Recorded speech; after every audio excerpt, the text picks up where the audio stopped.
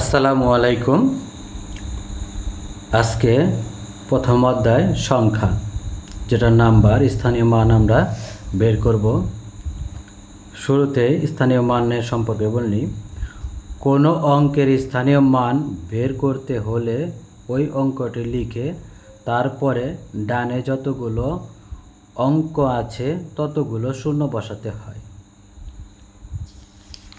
আরও ভালো করে বলতে চাইলে, স্থানীয় মান নির্ণয় করতে সংখ্যার প্রতিটি অঙ্কের অবস্থান বা স্থানের উপর ভিত্তি করে তার মান নির্ণয় করতে হয়।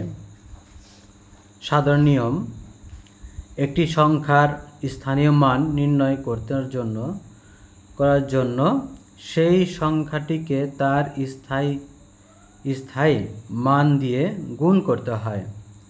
আমরা অনেকে এটা বলি না আর কি, যে এই গুণ বিষয়টা আসছে এখন। যেরকম এককের স্থানীয় মান, যে অঙ্কটি এককের ঘরে থাকে তার স্থানীয় মান হবে, যেরকম 5 যদি থাকে তাহলে 5 দিয়ে 1 গুণন করা, 5 × 5। আবার যদি দশকের ঘরে থাকে তাহলে যদি 5 হয় তাহলে 5 দিয়ে 10 গুণন, 5 × 10 = 50। এবং যদি 5 শতকের ঘরে থাকে সেটাকে একই অবস্থায় 5কে 100 দ্বারা গুণন, 500। এখানে দুইটি সমাধান আছে। উদাহরণস্বরূপ প্রশ্ন 1, 4, 9, 3, 2, অর্থাৎ একক, দশক, শতক, হাজার। আমরা এভাবেই সবচেয়ে ভালো হয় বললে, যেমন এখানের মধ্যে 9-এর আমরা স্থানীয় মান বের করি যদি, তাহলে 9 কত ঘরে আছে? একক, দশক, শতকের ঘরে আছে। নাইলে 9-এর স্থানীয় মান হলো কত? 900। 9-এর স্থানীয় মান কত হইব? 900। আবার যদি আমরা এখানে 9 না বের করে যদি 3-এর স্থানীয় মান বের করতাম, নাহলে কি তো 3-এর পরে কয়টা সংখ্যা আছে? একটা।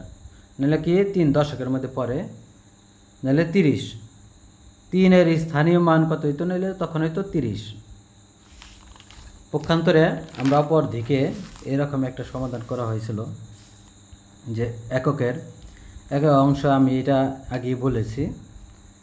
তো দশকের যে স্থানীয় মান, যে অঙ্কটি দশকের ঘরে থাকে তার স্থানীয় মান হবে কত? 10। অর্থাৎ 10 দিয়া 1 দশকের যদি আমরা 10-এর ঘরে অঙ্ক করি তাহলে এখানে কি হবে? 10 যদি 1-1-এর মধ্যে থাকে তাহলে 10 দিয়ে 1 গুণন করলাম, 10 হবে। তাহলে যদি ওইটা 7 থাকে, নাহলে 7 দিয়ে 10 দিয়ে গুণন করুন, যেরকম এখানে আছে 7 × 10 = 70। এখানে 7 না যদি 8 হতো তাহলে আমরা 8-ই স্থানীয় মান বের করতাম, 8।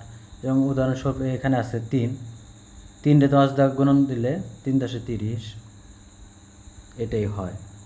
যদি আমরা শতকের করতে চাই, নাহলে একই অবস্থানে এখানে আছে, যে অঙ্কটি শতকের ঘরে থাকে তার স্থানীয় মান হবে কত? অঙ্কটিকে 100 দিয়ে গুণ করে যা পাওয়া যায়। অর্থাৎ 9, এখানে আমি উদাহরণস্বরূপ 9 দিয়েছি, 9 100 দিয়ে গুণন করলে 900 হয়, স্থানীয় মান 9 হবে। আমরা সাধারণত ক্লাস 3য় শ্রেণীতে যেভাবে করি, 3য় 4র্থ শ্রেণীতে, এটা সাধারণ উদাহরণে এইভাবে আছে: একক, দশক, শতক। নাহলে 4-এর স্থানীয় মান যদি বের করি, 4-এর স্থানীয় মান 4 একক সমান 4 × 4, 4। 4-এর পরে কি আমরা একটা শূন্য দিতাম, 4 একক, 4-এর পরে একটা শূন্য দিতাম, যেহেতু এককভাবে আছে এখানে শূন্য দিইনি।